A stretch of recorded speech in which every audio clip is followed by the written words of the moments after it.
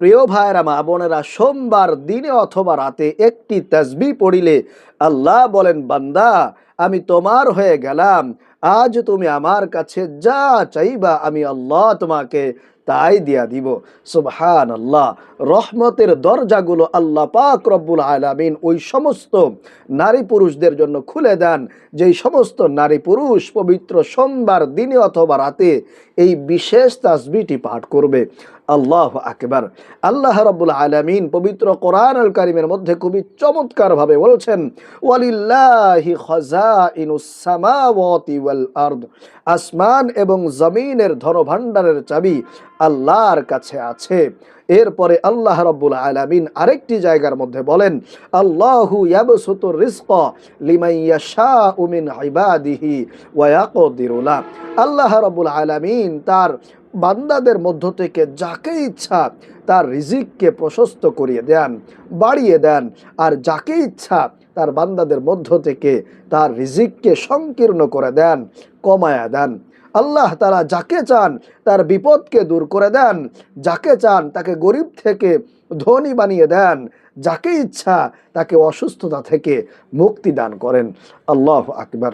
প্রিয় ভাইয়েরা মা বোনেরা, আবারও বলছি, আজকে সোমবার দিনে অথবা রাতে এই তাসবিহটি যদি পড়তে পারেন, আল্লাহ বলবেন, বান্দা আজ আমি তোমার হয়ে গেলাম, তুমি আল্লাহর কাছে যা চাইবা আল্লাহ রাব্বুল আলামিন আজকে তোমাকে সব দিয়ে সন্তুষ্ট করে দিবেন।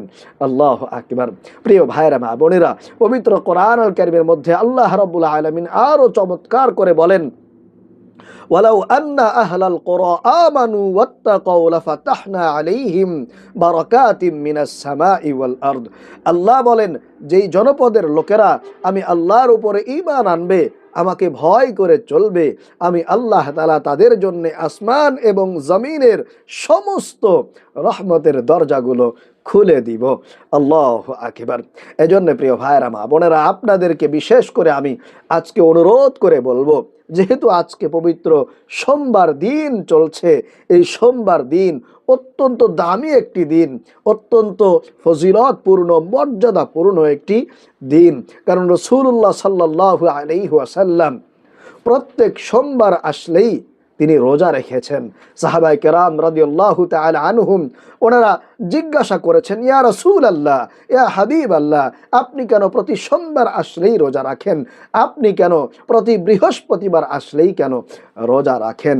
তখন রাসূলুল্লাহ সাল্লাল্লাহু আলাইহি ওয়াসাল্লাম জবাবে বলছেন, ও আমার সাহাবীরা, তোমরা তো জানো না আল্লাহ রাব্বুল আলামিনের কাছে সমস্ত মানুষের আমলনামাগুলো এই সোমবার দিনে পেশ করা হয়, বৃহস্পতিবারের দিনে পেশ করা হয়।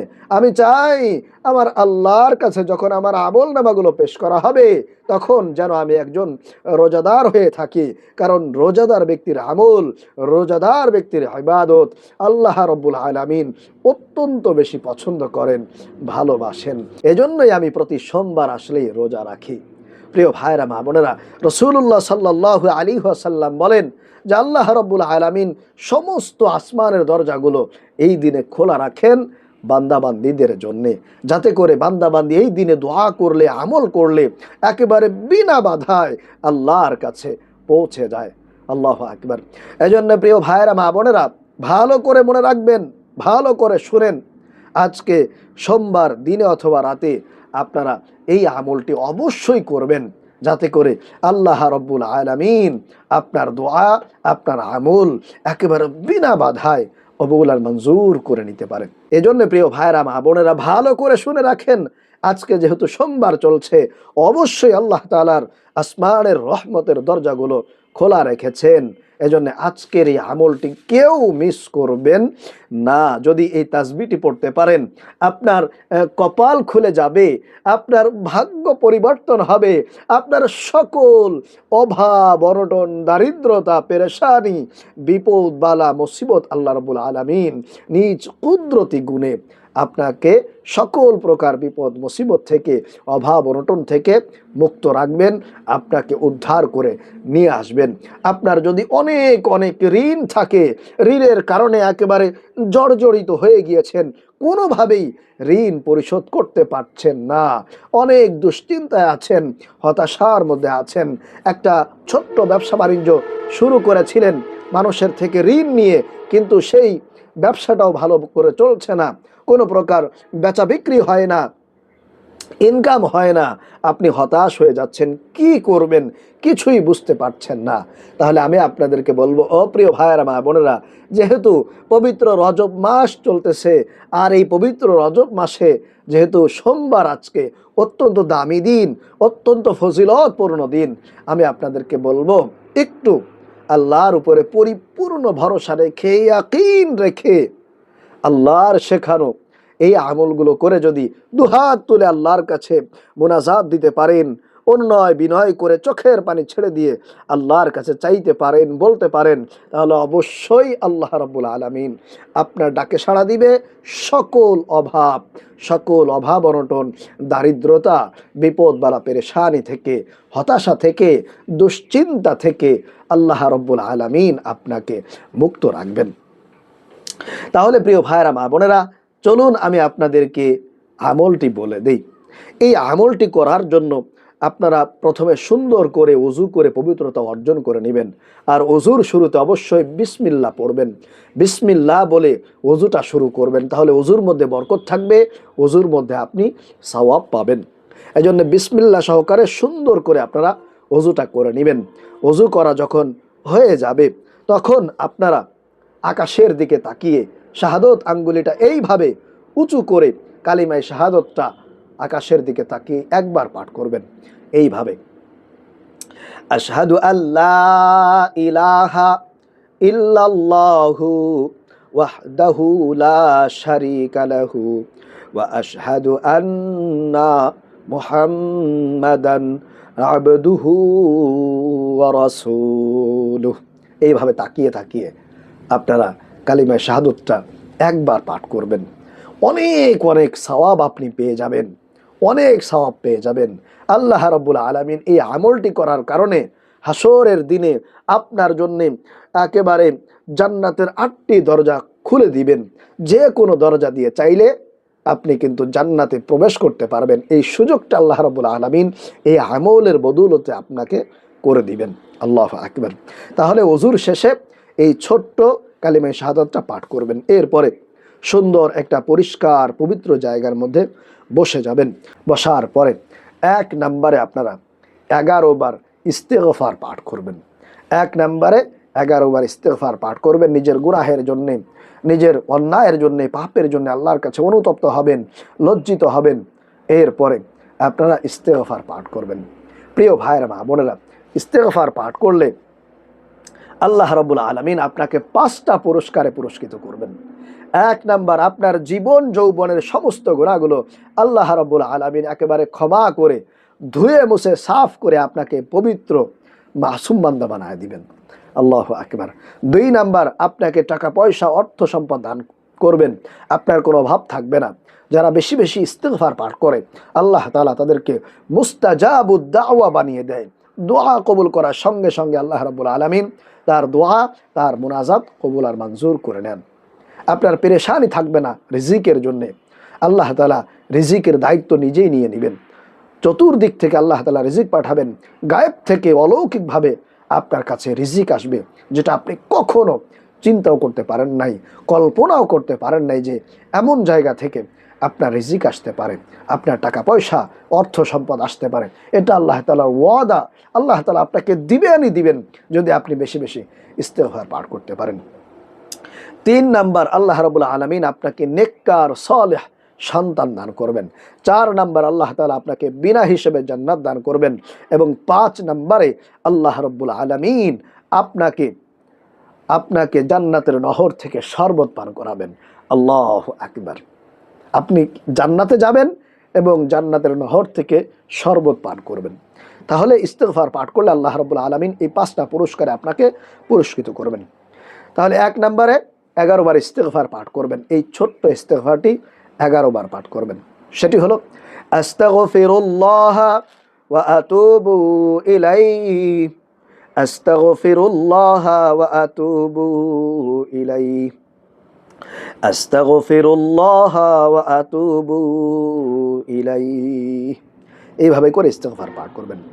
2 নম্বরে আপনারা দুরূদ শরীফ পাঠ করবেন, একেবারে ছোট্ট দুরূদ, আল্লাহ রসুলের প্রেম নিয়ে, মহব্বত নিয়ে, ভালোবাসা নিয়ে, আল্লাহ রসুলের শাফায়েত যাতে করে আপনার ভাগ্যে জুটে যায় হাসরের মাঠে, আল্লাহ রসুল যাতে করে দূর থেকে আপনাকে দেখা মাত্রই চিনে ফেলে, এজন্য বেশি বেশি দুরূদ শরীফ পাঠ করবেন। আর এই আমলের জন্য তো অবশ্যই দুরূদ শরীফ পাঠ করতে হবে।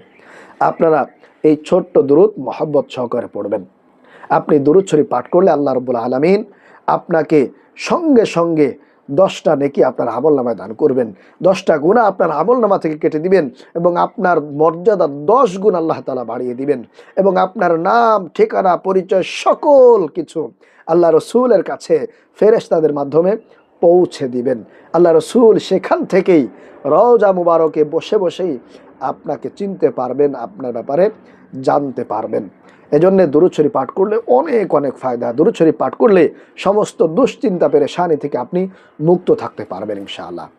এজন্য বেশি বেশি ছোট্ট দুরূদ পাঠ করবেন এইভাবে। সাল্লাল্লাহু আলাইহি ওয়াসাল্লাম, সাল্লাল্লাহু আলাইহি ওয়াসাল্লাম, সাল্লাল্লাহু আলাইহি ওয়াসাল্লাম, সাল্লাল্লাহু আলাইহি ওয়াসাল্লাম। এইভাবে করে দুরূদ শরীফ পাঠ করবেন।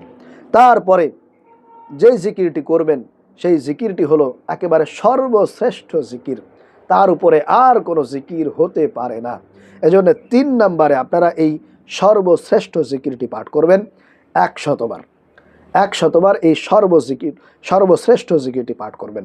সেটি হলো লা ইলাহা ইল্লাল্লাহ, লা ইলাহা ইল্লাল্লাহ, লা ইলাহা ইল্লাল্লাহ, লা ইলাহা ইল্লাল্লাহ, লা ইলাহা ইল্লাল্লাহ। 100 বার এই জিকিরটি পাঠ করবেন 3 নম্বরে। এরপরে 4 নম্বরে আজকের যে মূল তাসবিহটি, যে মূল নামটি, মূল যে জিকিরটি পাঠ করবেন সেটা হলো 41 বার পাঠ করতে হবে। আল্লাহ তাআলার একটি গুণবাচক সিফতি নাম, আল্লাহ তাআলার একটি ফজিলতপূর্ণ মর্যাদাপূর্ণ নাম। এই নামটি আপনারা 41 বার পাঠ করবেন। সেই নামটি হলো ইয়া রাজ্জাকু ইয়া আল্লাহ, ইয়া রাজ্জাকু ইয়া আল্লাহ, ইয়া রাজ্জাকু ইয়া আল্লাহ, ইয়া রাজ্জাকু ইয়া আল্লাহ, ইয়া রাজ্জাকু ইয়া আল্লাহ, ইয়া রাজ্জাকু, ইয়া রাজ্জাকু ইয়া আল্লাহ, ইয়া রাজ্জাকু ইয়া আল্লাহ। এই নামটি 41 বার পাঠ করবেন। এরপরে 5 নম্বরে সর্বশেষ আরও একটি আল্লাহ পাকের গুণবাচক ইসমে আজমি নাম, গুণবাচক ইসমে আজমি নামটা আপনার 41 বার পড়বেন, 41 বার পড়বেন।